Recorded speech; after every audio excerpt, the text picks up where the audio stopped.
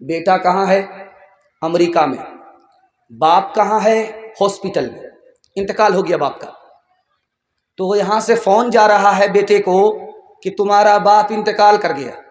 تو کہتا ہے کہ میں میٹنگ میں ہوں، میرے باپ کو کفن دفن کر دو، جو خرچہ آئے گا اس کا بل مجھ کو بھیج دو، مجھ کو وہاں جانے کی فرصت نہیں ہے۔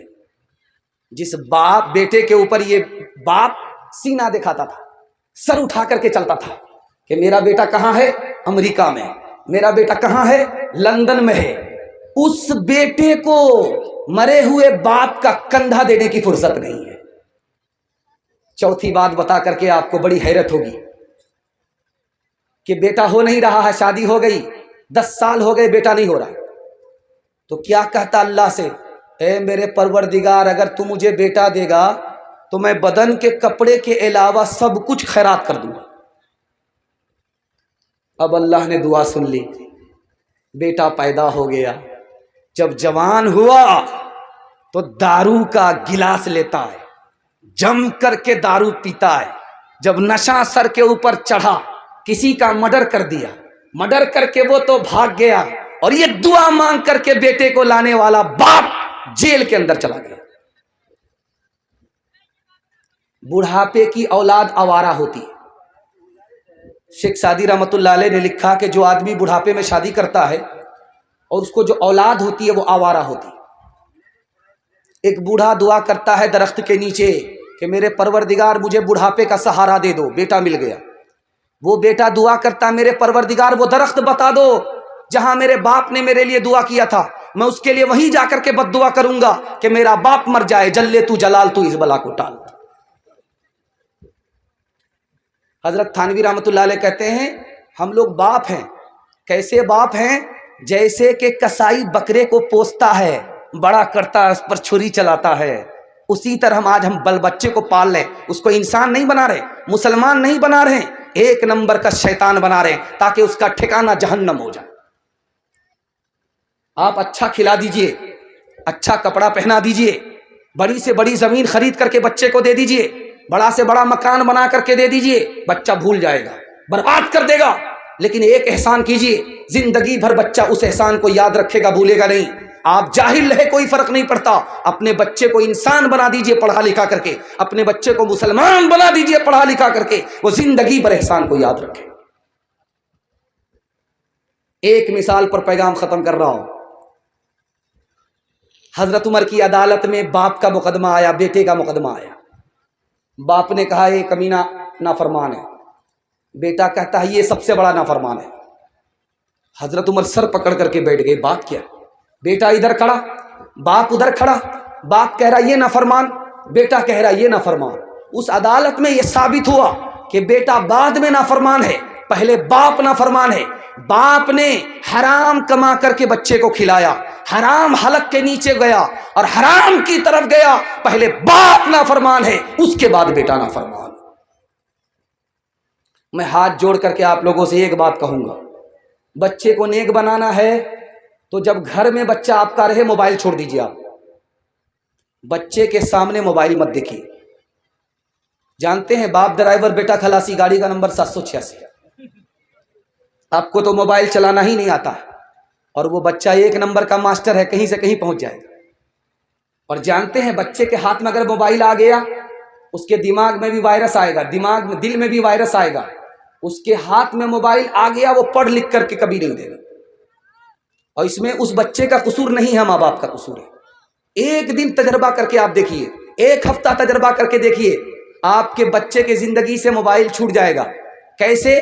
بچہ گھر میں آئے موبائل آپ چھپا دیجئے، بچہ گھر سے نکلے موبائل نکالیے، اذان سنیے، قرآن سنیے، بیان سنیے، بچہ آ جائے صندوق میں موبائل بند کر دیجئے۔ ایک ہفتہ یہ کام کیجئے، دیکھیے بچے کی زندگی سے، اس کی عادت سے موبائل نکل جائے۔ انشاءاللہ عمل کریں گے، ہاتھ اٹھائیے۔ قصور اپنا ہوگا، الزام بیٹے کو دیں گے، ہاتھ اٹھائیے انشاءاللہ۔ ایک بادشاہ تھا، اس کے 3 وزیر تھے، ایک بہاری تھا، بنگالی تھا، پنجابی تھا۔ تینوں جھگڑا زیادہ کرتے تھے۔ بہاری کہتا تھا میں پنجابی سے اچھا ہوں، پنجابی کہتا تھا میں بنگالی سے اچھا ہوں، کوئی دوسرے کو اچھا کہنے کے لیے تیار نہیں۔ بادشاہ نے سوچا کہ جھگڑا زیادہ کرتے ہیں، ان لوگوں سے کیسے نجات پائیں، تو ایک ترکیب نکالی بادشاہ نے، تینوں کا امتحان لے لیتے، جو پاس کرے گا اس کو رکھیں گے، جو فیل ہو جائے گا اس کو برخاست کر دیں۔ تینوں کو بلا کر کے پوچھا، بہاری سے پوچھا کہ تم کو کیا پسند ہے، کہا مجھے بیر پسند ہے، کہا بیر لے کر کے۔ بنگالی سے پوچھا کہ تم کو کیا پسند ہے، کہا مجھے مالدہ آم پسند ہے، کہا لے کر کے آؤ۔ پنجابی سے پوچھا کہ تم کو کیا پسند ہے، کہا مجھے کٹہل پسند ہے، کہا لے کر کے آؤ۔ تینوں لائن سے لگ گئے۔ اب سب سے پہلے بہاری کا امتحان ہو رہا، تو بادشاہ نے کہا بیر کیسے کھاتے ہیں، کہا حضور گٹھلی نکالتے ہیں، چھلکا پھینکتے ہیں، چبا کر کے کھاتے ہیں۔ کہا دیکھو امتحان چل رہا ہے، گٹھلی بھی نہیں پھینک سکتے، چھلکا بھی نہیں نکال سکتے، چبانے کی بھی اجازت نہیں، نگل کر کے بیر پاس کرنا ہوگا، بیر پاس امتحان پاس، بیر اٹکا یہاں سے برخاست۔ اب وہ ہائیبریڈ بیر تھا، کہاں پاس ہوگا، جا کر کے اٹک گیا تو باپ باپ کرنے لگا، رونے لگا، چلانے لگا۔ تو بیر اندر تو نہیں گیا، دوبارہ منہ میں واپس آ گیا تو ہنسنے لگا۔ بادشاہ کو بڑی حیرت ہوئی، اس کا رونا تو سمجھ میں آتا ہے لیکن یہ ہنستا کیوں ہے؟ بادشاہ نے کہا اے نالائق، تمہارا رونا تو سمجھ میں آتا ہے کہ بیر اٹکا، موت کا خوف ہوتا ہے اس لیے تو روتا، لیکن ہنستا کیوں ہے؟ کہا حضور ہنسنے کی وجہ یہ ہے، چھوٹے سے بیر میں میرا یہ حال ہے، یہ عام کٹہل والے کا کیا حال ہے۔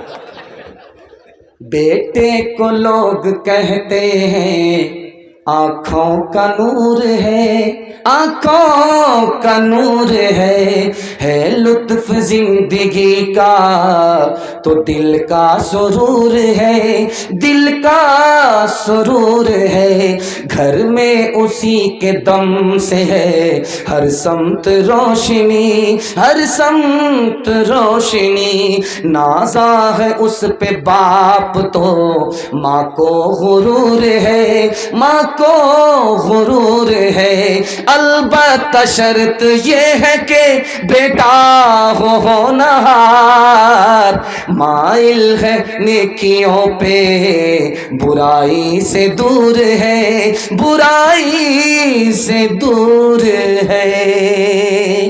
عورتوں کے حوالے سے دو پیغام، زحمت تمام، کل بھی آپ کو صبح جلسہ سننا ہے، آج آپ کا جلسہ جلدی مکمل ہوگا تو آپ کو سونے کا ٹائم ملے گا، آج کا جلسہ کامیاب ہوگا تو اس کی برکت سے اللہ کل کے جلسے کو بھی کامیاب فرمائے گا۔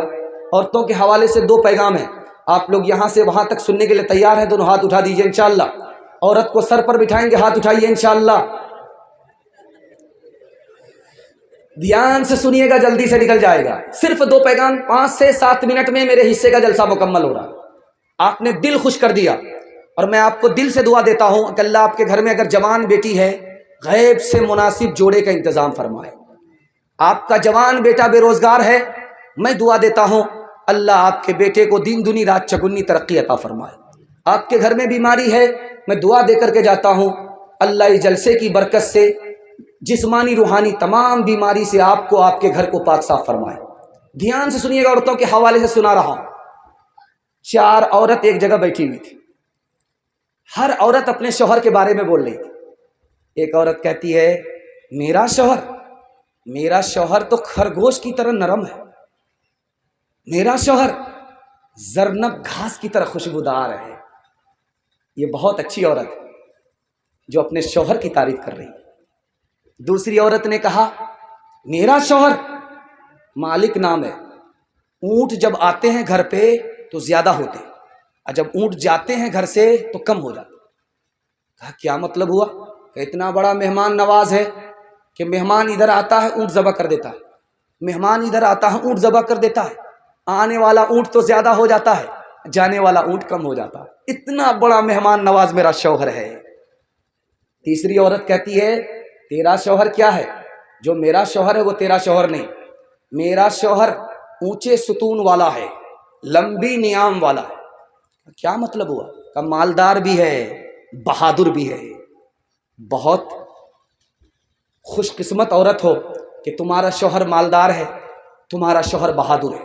اب ایک چوتھی عورت سامنے آئی، اس نے کہا کہ میرے شوہر کی خوبی بتا رہی ہوں کہ میرے شوہر نے مجھ کو زیور پہنا کر کے میرے کان کو، ناک کو، گلے کو بھاری کر دیا۔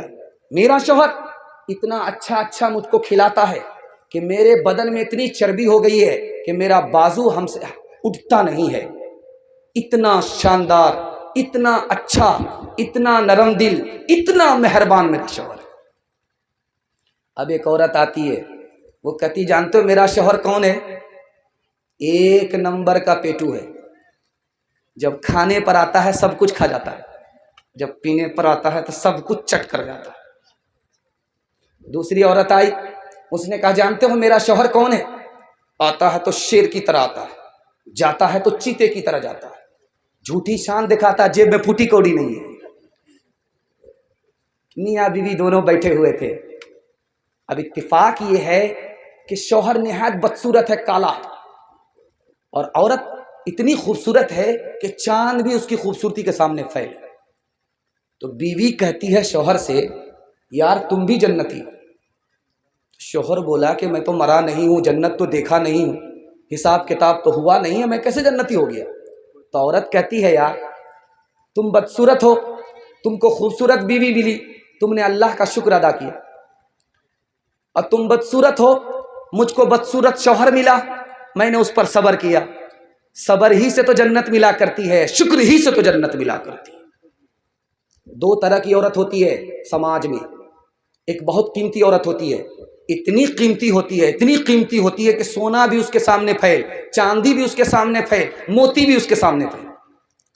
और एक औरत होती है कि उसकी कोई कीमत नहीं, गाजर मूली से भी बेकीमत होती है।